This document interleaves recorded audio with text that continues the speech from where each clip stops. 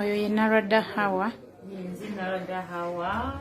Nava Saudi Arabia 28th July. Iranga bitwajja ne batuleta mu quarantine ku Global Hotel Makerere. Tubadde tuli under Uganda Virus Research Institute Entebbe. Je tubadde nga batulabirira be batujjanja be batujja ne batujjangako samples. Batujjako samples omulundi ogwasooka results ne ziddanga ziri negative. Ne batujjako second sample test era results zakomewo nga ziri negative. Kandi tuli wano tulinze discharge forms tudda waka nenfuna essimu okuva mu KCCA nga baŋŋamba balina bo results ezaabwe nina covid. Naye okuva we najja wano 19 days ago sifunangako basawo ba KCCA nti babajja banzijako samples babajja banzijako ekintu kyonna naye neebuuza bajjewa testi zange nabyo okuŋŋamba nti ziri positive ate ngeza Entebbe ezo ziraga nti ndi negative. Awo wazeewo obutakkaanya ate nga abasawo babadde bakujjanjaba si be bakubidde si be babaddewo nga bebagaba n'ekirala ekireeta suspicion lwaki KCCA kubiranze nga patient ate nga bamanyi already am under quarantine ndi under Ministry of Health ndi nina ne wano management ya Global Hotel ebe yendabirira lwaki bakubiranze nga client just okuŋŋamba nti ndi mulwadde kyekyalesewo obutakkaanya neebuuza kibuzibu kyobuliwo lwaki bano ab'Entebbe balina results nga ziri negative nina kudda waka ate nga bo aba KCCA bo bantwala mu quarantine endala. Nyabo Silivia najjo kozi nange amanya gange mpitibwa Birungi Silivia nange nava wamu n'omukyalo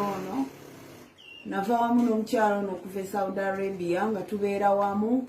newe twasookera ku poliisi twali tubeera wamu ate ne wano we twatuuse era ebintu tubikozesa wamu kati kyenneebuuza nti bw'abanga coronavirus kituufu nga kituufu ddala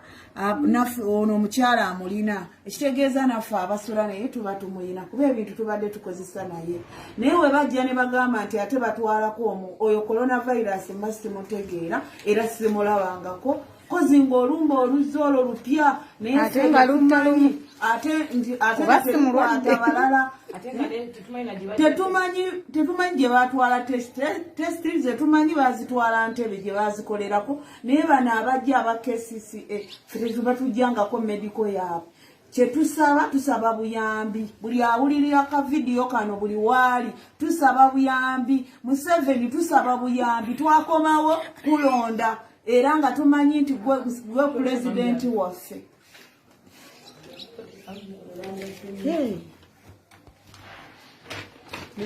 Nze Brenda Joy najjamu n'abakyala bano twava Saudi Arabia ffenna twagira ku nnyonyi emu tuli ku cities ezimu era ne tiketi zaffe zajjira wamu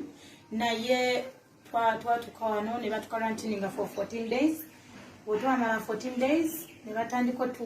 twongerayo nga batubuzaabuza luli ne batwongeramu kati tuli ku lunaku lwa 19 naye nga bakyatubuzaabuza paka we bagambye roommate waffe alina obulwadde naye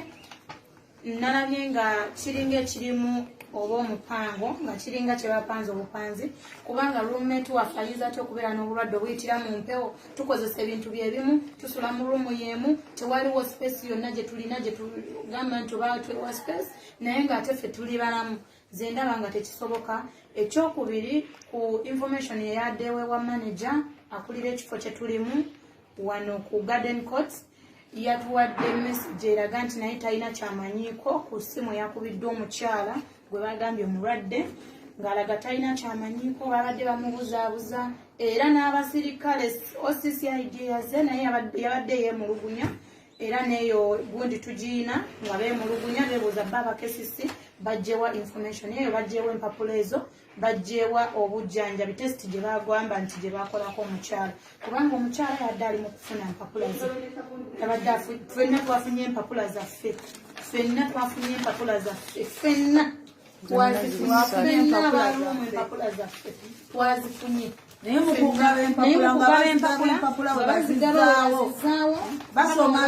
abataliiwo ogundi yonna nga bafeekinga n'abasawo nga balaga tebalina kye bamanyi after abasawo ne batambula ne bagenda nga balaga nti bawuliriza omwami eyazza owa KCC n'emmotoka etalina sitiika naye ng'ava mu KCC. So okuva kw'obwo obudde olw'ejjo bwe babadde batusiibula ku nnaku zaffe 19 kati batwongeddemu ennaku endala 14 tubeere wano kyokka omulwadde tebamututte tewali kikoleddwawo kati batusibidde ne mu ruumu n'omulwadde. Tusaba buyambi bwammwe bannange buli awuliriza.